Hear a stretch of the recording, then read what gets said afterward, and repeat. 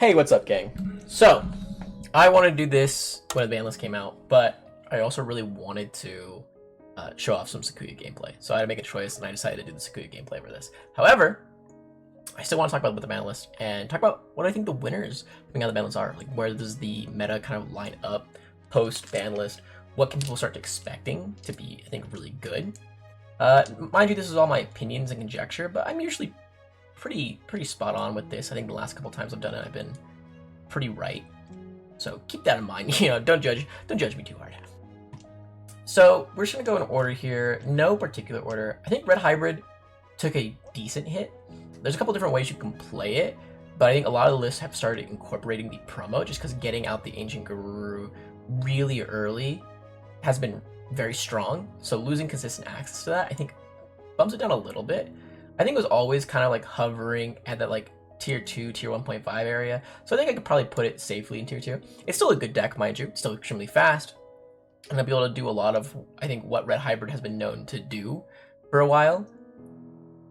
It just probably won't do it as aggressively with the Ancient Guru on there. But a new list will probably have to be developed. Royal Knights, I think to no one's surprise, has been seeing a huge amount of success. They got a lot of tools to play with, and not only did they get a lot of tools, they also got, I think, some of the most powerful cards in the game available to them now. Specifically speaking about the Omni X, it's such a powerful card in a single body that they don't even need to use the traditional like game plan of Royal Knights, which is to get the BT13 Omnimon on field, activates effect, trash the Aegir, and go from there. Just hard playing a Omni X consistently every turn and using Purge to get it out consistently every turn is enough to win some games because he just checks twice, raids, pierces, is a blocker. If you get the on-play effect, it's just a good single source removal. Very, very strong. They also got a lot of other good tools as well, like the Alphamon Oryukin Ace, the new Jessamon GX Ace. Just a really good time. The Cool Boys are also really insane. The new option that searches Cool Boys and the Omni is also really good. The new Omeka that also provides a lot of safety net. Like, it's just a great deck right now, I believe. A deck that is not doing as good as it once was. I'm gonna kind of put it in. I'll put it in Rogue to be kind. I kind of want to put it in bad, but the reason I won't put it in bad is purely because of the fact that the Mirage deck has not seen much change. Like, of course, we've added in new cards that make it easier to get jamming, make it easier to not be redirected, but the core game plan of the deck hasn't changed since BT13, and it's kind of just done its thing from then on. And unfortunately, I feel like that's led the deck to stagnate. And so now that we've lost arguably the most important piece to the deck, which is the BT13 Mirage, or is it BT12 Mirage? I can't remember which one it was. Not having that like floodgate accessibility, not having such like a great early play, because just going into the other Mirage options we have isn't fantastic. It kind of leaves you vulnerable and you're not exactly in a great spot. So I think that needs to be reworked from the ground up and kind of decide what to do. It's no longer probably going to be an OTK deck, or if it is going to continue being an OTK deck, it has to find a way to be faster and not rely on having access to good removal that also pluses you. Yellow Vaccine has a deck that we've been talked about in a long time. I think it's kind of fallen under the radar of a deck that's been somewhat okay. I think Yellow Vaccine probably falls here. I think it's held back a little bit by the meta. I think it's a really good deck, don't get me wrong. I think it's just held back by the current meta and the hits it's received with the TK. It's not as consistent as it used to be. It's not as memory efficient as it used to be. And decks in the meta right now also don't really care about a single Magna X. Like, okay, you have a Magna X, it doesn't bother me. Most decks can deal with a single Magna X these days, so I think having something that can be a little bit stronger is what the deck's lacking right now. And even post-ban list, I think it's still not going to find itself favorably matched into a lot of decks that are currently really good. I'll put Bugs in the same place. And the reason I do that is because I think they're actually pretty good into the current meta, funnily enough. As long as you're able to consistently get to a 17k DP threshold, you're actually really happy there's not much the top decks can do to you because they don't really play option cards to a high extent. So they're going to be having to just deal with a 17k unaffected body consistently. And that's not bad. The problem with this deck is though is it's slow. It's slow to get out, it's slow to kill, it's slow to recover. It's kind of just slow in general, and it doesn't really have much going for it. And I think if the game was in BT15, you know, you can make arguments that maybe it's got some teeth to it still, but we are in BT20, we are 5 main sets past, I think, where the deck saw its like light in the light in the sky, and it is not great anymore, unfortunately, even with the new support it's received. Ancient Garurumon is distinctly different from a blue hybrid list. Ancient Garurumon is bad now. I think Ancient Garurumon is just bad now. The deck has been hit twice, and I think it's really fallen from grace. And if you want to play Ancient Garurumon, I think you just understand that you're doing yourself a very big disservice. You need 4 cards in order to actually be able to play the game. And 3 of the cards you need, you're only able to run 4 of each in order to actually make them work. So, not great, not fantastic. Losing out on the Ukomon, you lost out a lot of your aggression, and now losing out on the promo means that you have less ways to get into your Ancient Guru consistently and early, which feels awful. I think the deck would probably need a rework in order to start seeing success again in any meaningful capacity. Dex. I think Dex is pretty good. I'll put it above Red Hybrids. I think this deck is pretty good. It's resistant to a lot of kinds of removal. They get really large. They have alliance checks. They have really good memory efficiency. And they also... I assume this deck would get hit tangentially with the Fenrir Takamikazuchi deck. However, seeing as it didn't, honestly, I think it's probably pretty good. If you run into a Dex opponent, I don't think you can just kind of like scoff and walk away. I think they are actually something that you have to cognizantly play around. Blue Flare, kind of similar. I'm gonna put them just below Dex. I think they're a little bit worse, but I think they provide a really interesting niche into the meta right now. I think they are strong. I think they're aggressive. I think they're good. I think they are able to do multiple checks. I think they're able to get armor purge. They're able to get some save protection. They're able to do rushing attacks from nothing and really pressure your opponent. I think they're solid. I don't think they're better than the decks above them by any means. I think that the difference between tier 2 and tier 1 in this meta is vast. I think there's a chasm between tier 2 and tier 1. I think the difference between tier 2 and tier 3 is a lot smaller. Like, you could maybe argue certain decks up or down, but I think the difference between tier 2 and tier 3 is like a defining difference. Here we got Bloom Lord. I'll put Bloom Lord top of Rogue. I think Bloom Lord is really good. They have a lot of like really interesting text now with like leopards and whatnot. I think they're really memory efficient and go very wide. And being able to go wide so consistently, I think, is a very unique thing to the deck. I think there's very few decks that are good right now in the game that can go wide. The only one that comes to my mind immediately is like Deep Brigade. But I don't think Deep Brigade is very good in comparison to Bloom Lord. And being able to go wide right now, I think you have a very good niche. I just think that there are certain decks in the tier 1 that don't care about wide boards and will eat you alive for going wide. Crossheart. Crossheart. The new stuff is really interesting. I think it provides a unique way to play the game. I think it's bad. I think Crossheart is still bad. I think that specifically the new stuff is not great. They just don't do anything other than add more pieces. And it's like, yeah, you can digivolve on top of your regular versions. And that's cool, but it's not game breaking. It's not like any of them have insane effects that are just really strong. Even going into the new boss monster of the deck, I think it's like the Cross 6. You're not doing much. It's -6k on your turn to your opponent's board. It's just like budget ruin mode. It's not very good. It doesn't let you do much.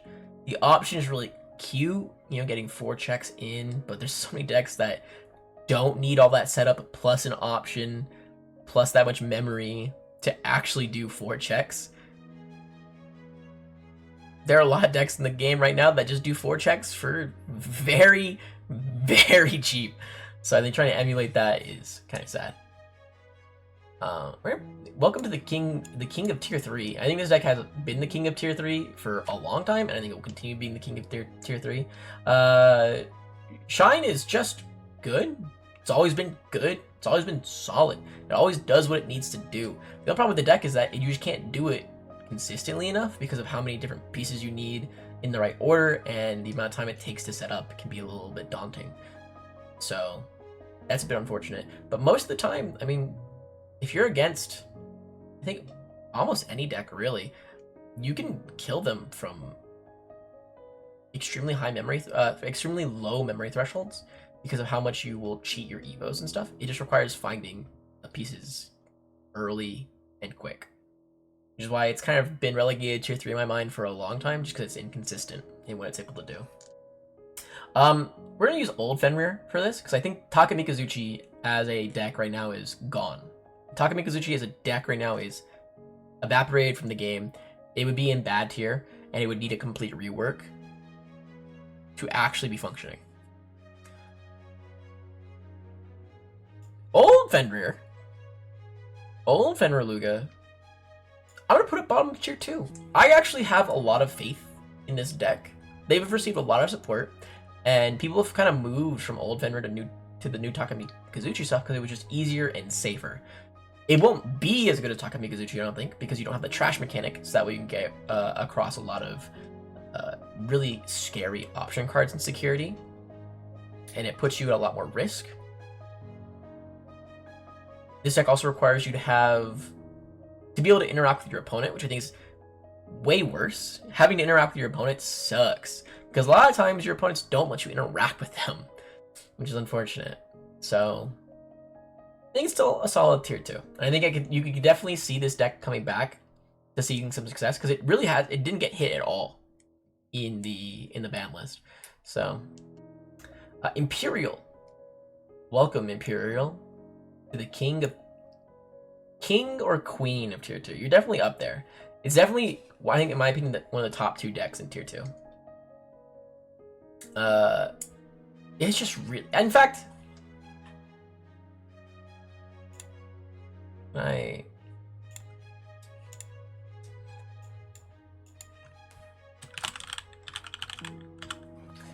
these are the Gatekeeper decks. I think that Imperial is really good. I think it can take off games in tier 1, and I think it has good game against everything beneath it.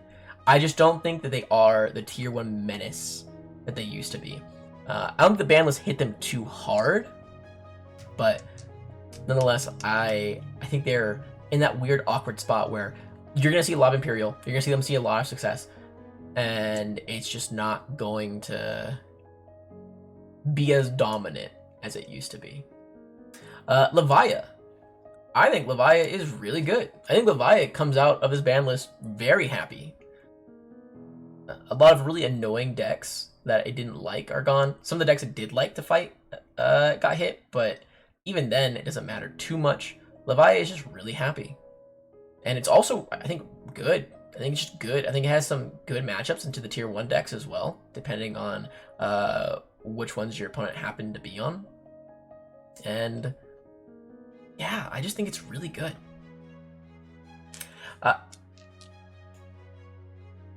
One of the other Gatekeeper decks in my mind is actually 7 Great Demon Lords. The only reason I feel a little uncomfortable putting them in the Gatekeeper category is because of Royal Knights. I don't know what their matchup is like into Royal Knights. I just know that with Royal Knights around, everyone is going to be running cards that beat Royal Knights. And cards that beat Royal Knights also happen to be really good against Demon Lords. However, I think Demon Lords is still really good. I think Demon Lords is still really strong.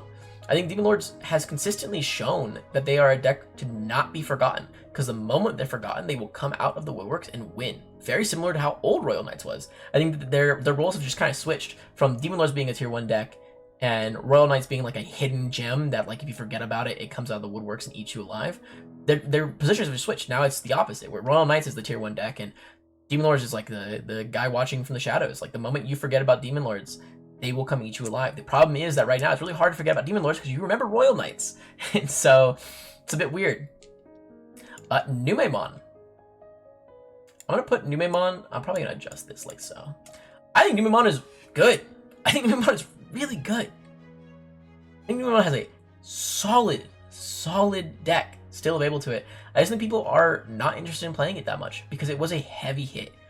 Losing out on so many Ukos and so many Nume X's means that how sticky your deck is kind of falls apart. So unless you can find the Nume X consistently every single match, you're not going to have as sticky of a board state as you used to, which feels really bad because you have to play very differently. And I think that that's the problem that is really hard for the deck to get by. It isn't that it's bad now, it's just that the gameplay of the deck has changed so much fundamentally that the people that really like to play it a lot back in the day don't want to play it, and people that already hated Numemon aren't going to give a weaker version of Numemon a try, which is a shame. Birds. I think Birds did get hit. I think the best version of Birds in my mind was the Ancient Garurumon Birds. Or not Ancient Garurumon, Ancient Greymon Birds. But I also know that I'm in a bit more of a minority. However, I still don't think Birds is in a good spot right now. A lot of decks in the format have ways to get around just so many different things, including deletion effects. So losing out on that is a little annoying. But I think they have a solid spot in tier 3. I think they're better than I think most people will probably give them credit for. Magna X. Magna X, wow. It's crazy to me that this deck has fallen to a tier 2 deck. It's no longer a gatekeeper like it used to be. It was never tier 1, mind you, but it was always a gatekeeper. And now it's no longer a gatekeeper because I think there are just decks. There's too many decks now that beat Magna X consistently. I think even decks in tier 3, Rogue, and even some of the bad decks have ways around Magna X that we just didn't have back in the day, that we didn't have to care about back in the day. So it's no longer a great gatekeeper. It's still good. You'll still see success with it. You'll still run into Magna X's here and there. And I think they will beat a lot of decks that currently exist in the meta. I just don't think that they are the menace that they were back in BT15 that allowed Numemon to just see rampant success everywhere. Gallant. I think Gallant, honestly, I'm gonna put it at the bottom of tier 1. I think Gallant is really good. I think Gallant is crazy good. But it's so simple. It's so telegraphed. It just feels kind of bad. But simplicity is fine sometimes. It's okay to be simple if you're doing a really good, simple plan. And Gallant does a really good, simple plan. They have a very straightforward objective, which is just get into Gallant X, beat over your opponent, be immune, build a stack in the back during this time. Your opponent will probably eventually be able to out it, and then you go into second Gallant X and try to win the game from there. And that's a good plan. However, Royal Knights is such good removal. Royal Knights is such good 1-for-1 removal that I think you really have to kill them really quick. So I'm gonna put them at the bottom of tier 1. Oh, Justimon. That pair ban really hurts. That pair ban really hurts a lot of decks. That pair ban really hurts a lot of decks. Losing out on Shoto is devastating, unfortunately. Truly devastating. Zafaga is the king of bad tier. Zafaga is the king of bad tier. Unfortunately, this deck loves to interact with your opponent. If this was like a board-centric game with like you're fighting for board consistently, you're not able to like get checks in like super easily, like you're having to like consistently go 1-for-1, like fighting for tempo, I think Zafaga would be really good. Unfortunately, that's not where the game is right now. A lot of people will be immune, or they won't even be there to interact with. And Zafaga hates that shit. He despises that. If you can't Vortex every turn, you are missing out on so much value in this deck. And not even that, your top end is so scattered. You have guys that are just like immune to Digimon effects whenever something unsuspends, or suspends. You have guys that are just like really good beat sticks. You have the new Ace. You have like the Medieval Gallant that's searchable. But just play Medieval Gallant somewhere else. You know, there are so many decks you could put Medieval Gallant in that just is better than Zafaga. Zafaga does not add anything, I think, besides searching Medieval Gallant easier than some other decks. Who is this guy? It is... Oh, this is Heavy Metal Dramon. Heavy Metal Dramon. Heavy Metal Dramon. Okay.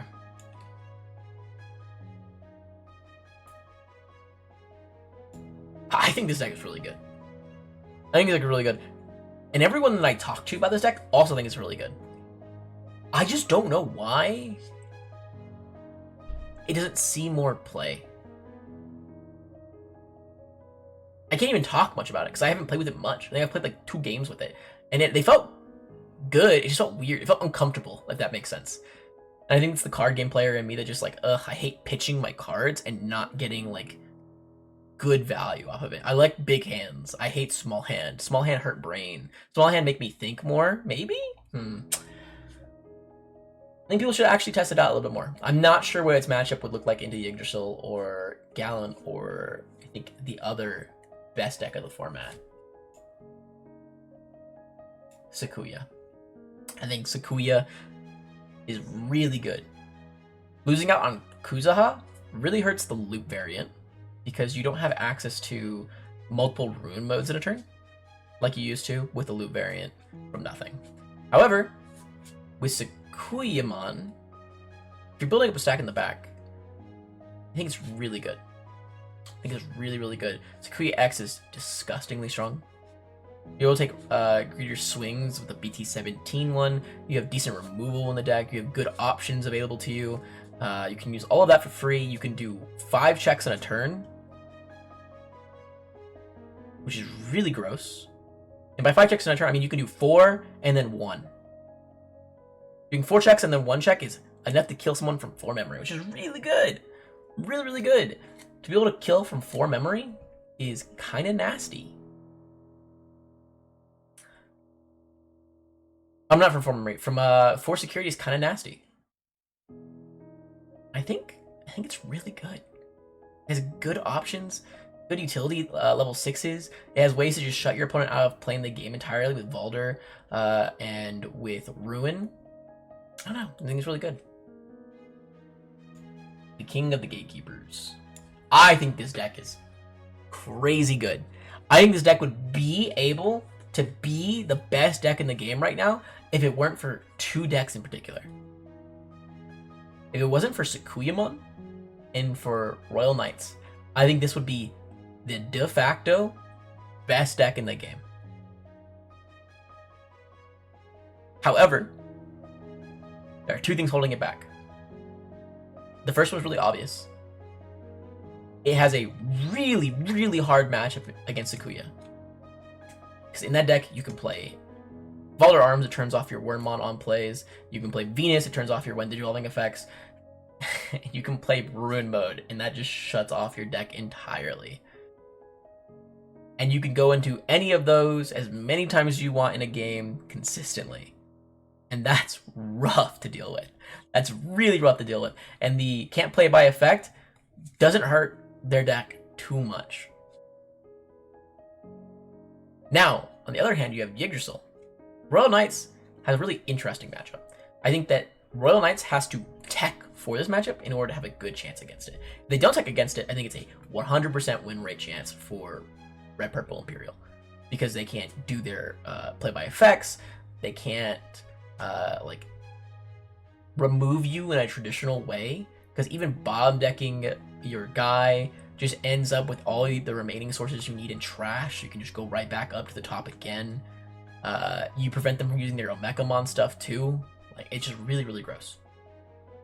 But if you play like the you can't attack with certain size guys Alphamon, life gets a lot easier for you. Nicely enough. Yeah, it's just really close to being tier 1 with, if those two decks I think were either a little bit weaker or just specifically Sakuya. I think if Sakuya was just a little bit less good against this deck, it would be probably the best deck in the game right now. Of course, it's also ignoring the second flaw of this deck. Now, those of you may not know, this deck is really fucking expensive. Those Chadramon promos are very pricey. I don't think this deck will be the best deck in the format as long as those cards are $60+ Until they fall down, I think it will be best deck in the format.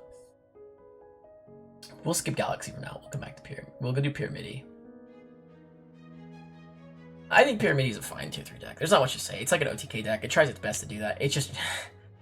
it has a rough time against a lot of tier 1. It has a rough time against a lot of the gatekeepers. It has a rough time against a good amount of the tier 2s.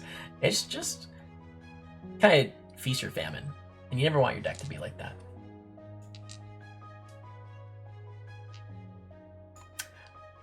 I think Purple Hybrids is still good. I think it's still okay. It's obviously lost its tier 1 position. It fell 2 tiers. So, I mean, it took a heavy hit, losing Matt and Jackraid. But there's still a lot of good versions of the Purple Hybrids out there. You can play like the big top end Purple Hybrids. Losing the Parabana actually kind of hurts a little bit too for that deck though. It just got hit a good amount. It really got bullied on this ban list.